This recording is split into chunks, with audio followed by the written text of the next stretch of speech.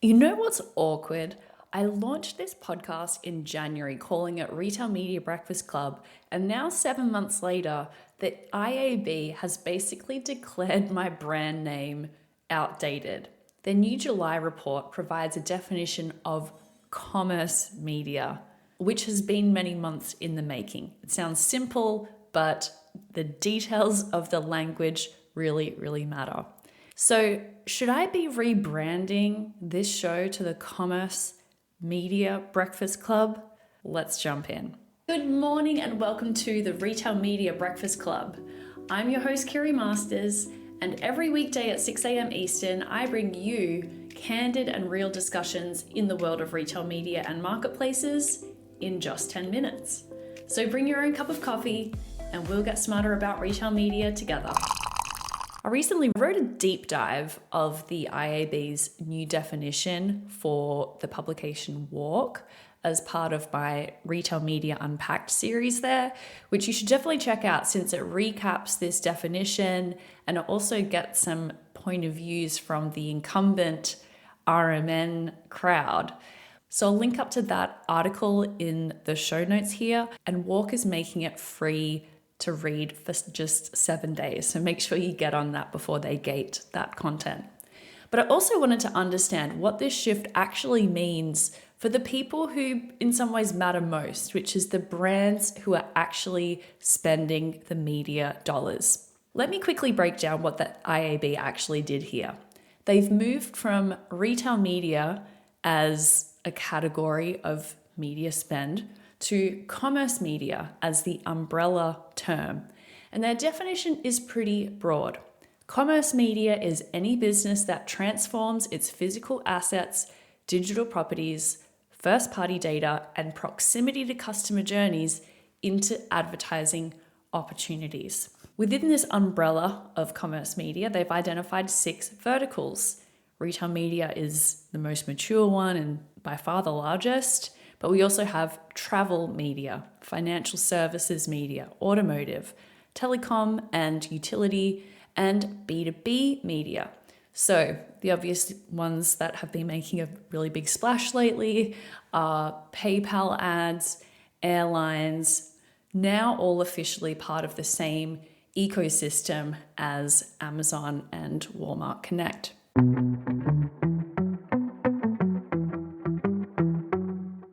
Sure, you're crushing it on Amazon and Walmart, but what about Kroger, Instacart, and the fast-growing regional grocers? Acosta Group builds holistic media plans on real shopper behavior across all the US retailers that your brand cares about. From digital shelf to retail media to data analytics, Acosta Group offers end-to-end connected commerce, all under one roof. Learn more at acosta.group and tell them Retail Media Breakfast Club sent you. That's ACOSTA.group. Now, what's interesting here is the budget implications. Retail media has historically been funded through trade budgets, shopper marketing, co-op dollars, and more recently, brands have been creating a dedicated retail media budget.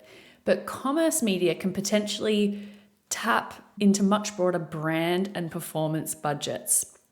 And that would be a significant unlock if it actually happens. But there's a crucial distinction that we need to understand. True retail media networks can track advertising impact down to specific product sales. If you see an ad for Oreos on Walmart's platform, they can tell you exactly how many boxes you bought. Other commerce media platforms might know that you made a purchase after seeing a brand's ad, but they can't give you that granular SKU-level attribution. So I reached out to some brand side leaders to get their take on this evolution and find out how they're thinking about it. First up, Jason O'Toole, who is the head of connected commerce and media at Hanes Brands International, told me that his team has actually reorganized and renamed themselves around commerce media. They have renamed the team from retail media to connected commerce and media because In his words, they're placing the consumer at the center and recognizing that people don't follow neat funnel patterns. He says it's possible today to discover a product through on-site search and decide to purchase during a connected TV pause ad. We win by honoring that experience and delivering brilliant media activation. And that's exactly the kind of cross-platform thinking that the IAB's new framework is trying to capture. Next up, Ben Galvin, who is the Senior Director of Omnichannel Retail Sales and E-commerce at Monster Energy, told me that they are considering buying media through non-retail commerce platforms like Instacart, Uber, and DoorDash because of their direct influence on purchase behavior. But he also made a good point that brand-side media buyers are often cautious due to fragmented measurement. The ability to prioritize unit or case sales impact or projections and unclear ROI compared to retail media giants like Amazon, Kroger, and Walmart. What's super interesting is that these platforms are actively pitching brands now, even being relatively new. And I can say that they were absolutely out in force this year with huge cabanas and big activations to get the word out to marketers at Cannes. Ben from Monster Energy mentioned that they're getting approached both by agencies and directly from the commerce media networks with promises of closed-loop measurement and incremental sales.